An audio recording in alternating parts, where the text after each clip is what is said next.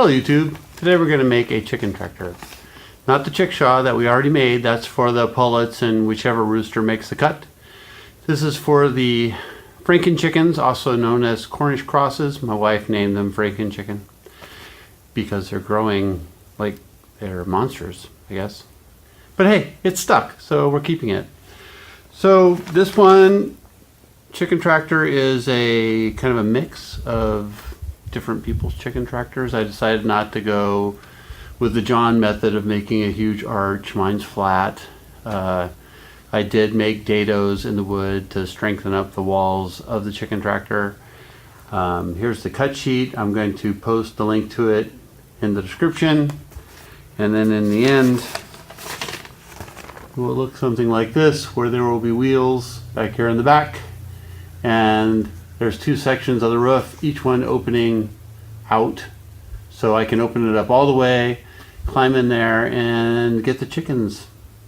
They're trapped.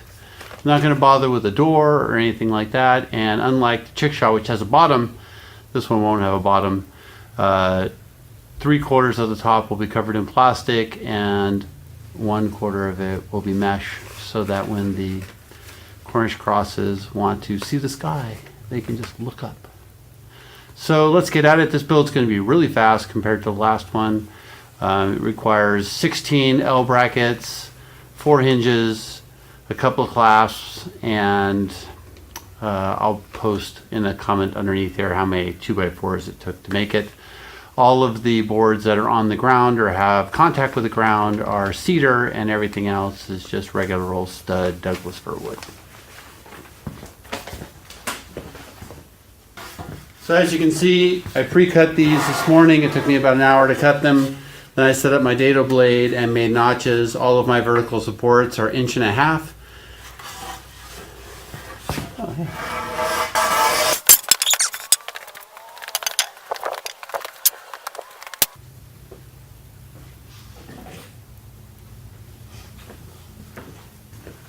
So all of the long boards go on the outside of everything. The roof, the walls, everything. So no doubt where anything goes, if the long board is on the outside.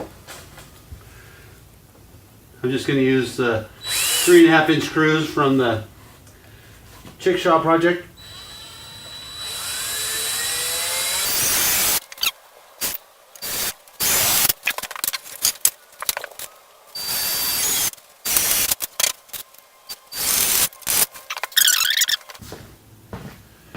Now, to allow for slop or whatever, I'm not screwing this board in here because it's actually dictated by the shorter top board. So I'm going to go get the 2 boards that will be up here on the long side and put them, line this up with the end of it, and then screw this board in. I could measure it, but where's the fun in that?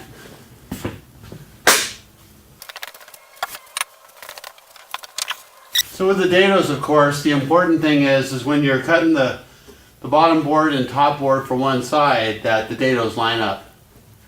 Okay, so it doesn't matter that the dados on this side and the dados on that side line up. It's just the top and the bottom board all the way down. There is a small margin of error inside because you are going on a riser of 2 feet and not every board is straight, but should be really close.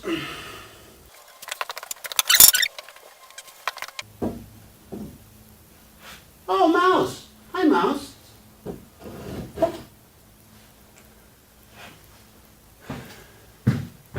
Go on. Shoot. Where's a cat when you need one?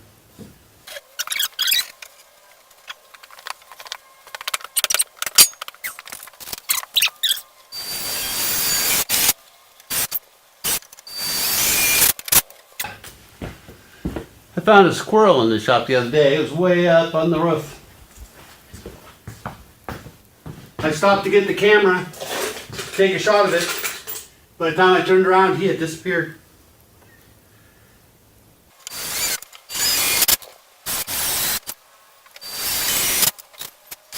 All right, real quick, just check to make sure it's still aligned after all that little burping, and it's not.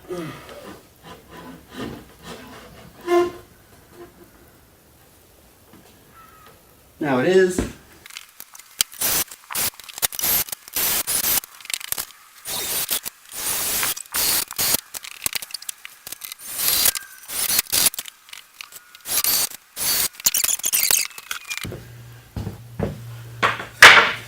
reason that I wanted shorter screws because I dated these or rabbited these off at half their width, which is 3/4.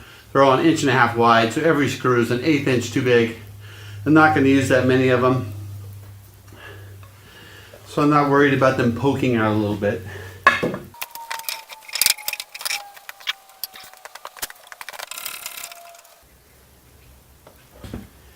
So I checked every one of these dados except for apparently this one. It's slightly too small. So I'm going to take my handy dandy portable skill saw and make it slightly wide. Check the other holes really quick to make sure.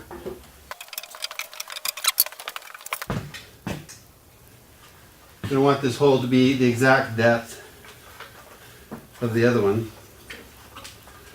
So I'll just hold the guard out of the way. Push it into this hole right here.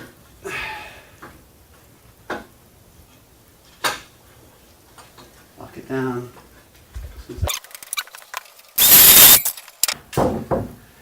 Just a smidgen more.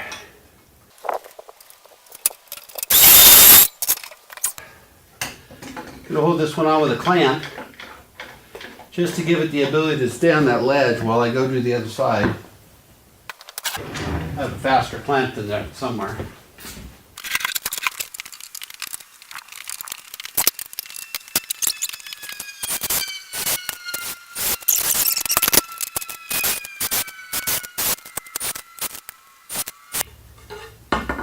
You're wondering why I wasn't surprised by the mouse.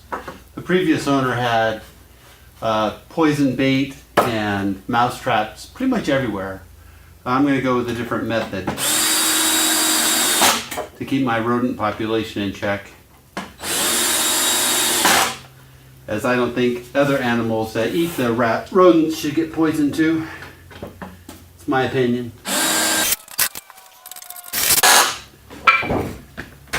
Now the versatility of this design is, if I want to put in a door to let chickens in and out, I can just put one right here.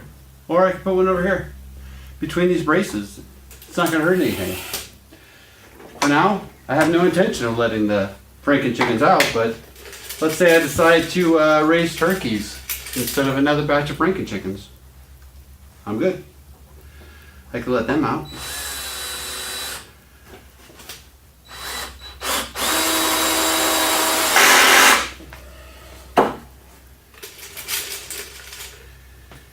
If I decide that I want to have a taller roof,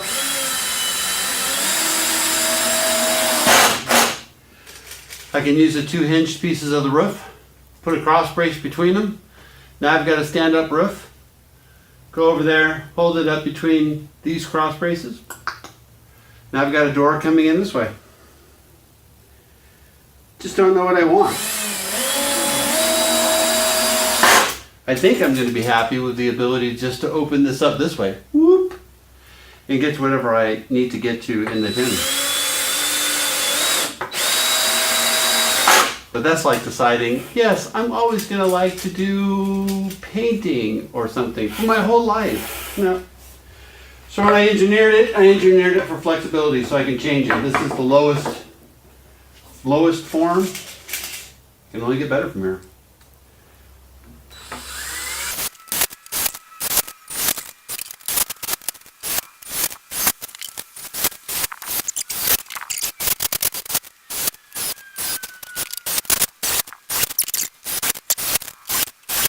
All right, I'm in frame.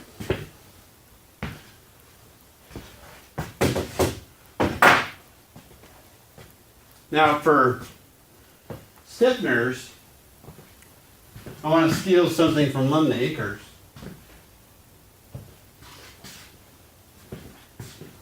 And put little cross braces in the corners. So right now, it has the ability to flex. I don't want it to have the ability to flex. So what I'm thinking is I'm going to put watering bucket in the corner. It could just as easily be a baby perch or whatever. So I'm just going to put 4 little 1x6 braces in the corners and call it bracelet. And I'm hoping that that same 1x6 board will be adequate to hold up a bucket.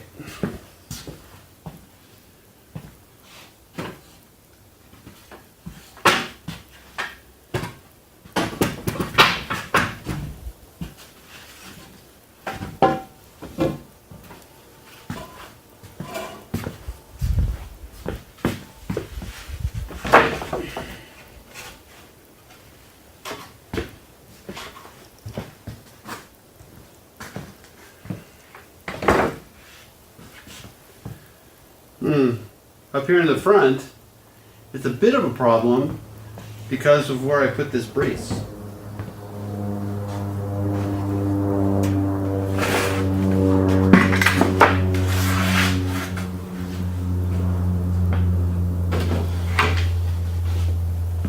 I don't think it'll be any problem in the back corner. I'm looking for the bucket to be stable.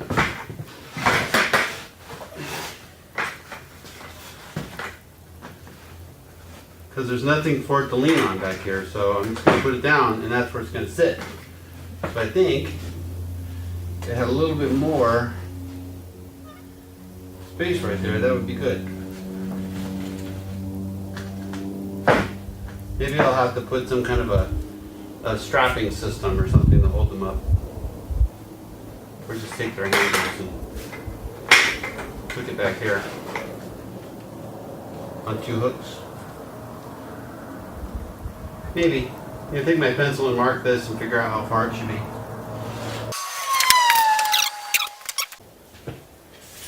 So let's see, from the front to the front, 16 3/4 inches. So I'm going to draw a new set of lines and make a pair of them.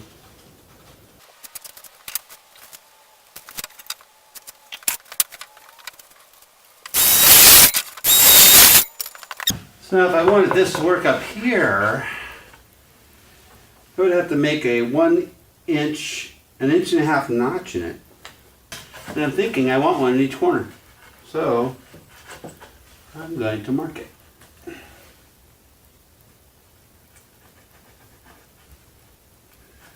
little bit of slot for convenience.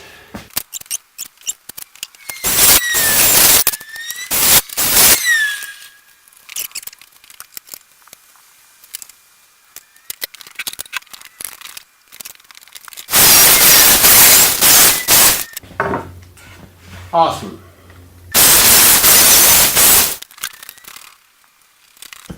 Considering I made that spot a little extra weak, I went and got a couple of scraps. I'm going to put them underneath where that post is and let the wood rest on it.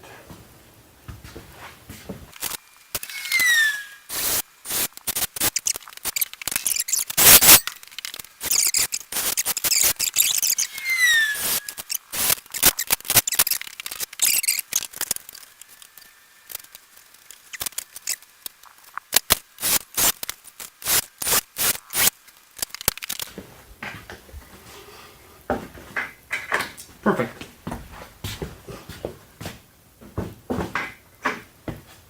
And put a portable feeder in one corner, water in the other corner. Most excellent.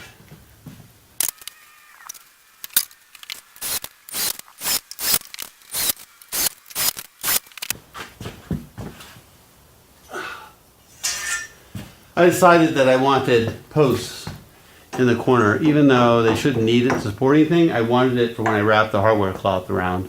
So that's where I'm going to use the angle brackets. I'll be putting in a 1.5 inch by 1.5 inch piece of wood in each corner and then angle bracketing it in so I don't have the toenail and split the crud out of it. But there's absolutely no reason for me to do that on the ground anymore.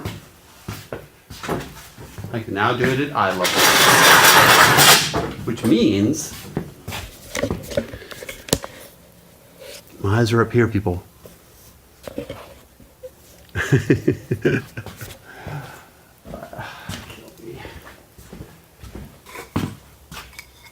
Four little corners.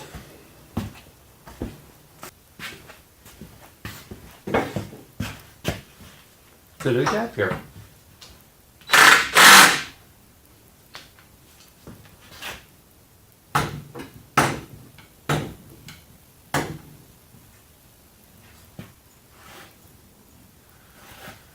All right, for the corner braces, I originally was going to put 2 brackets, but because it isn't structural, and it's just there to hold out the hardwood cloth, I think we'll get away with just 1 on each end. So I totally forgot how long this video truly was, even with the speed ups and everything. You can see that it's a bit of a project, but it's not too hard. I mean, those are all very simple steps. I'm going to cut the video here and then continue it tomorrow. I'll get my regular chick log updates back on track, and you can have 2 videos a day. Whoa! Anyway, we're cutting it now, and we'll see you tomorrow.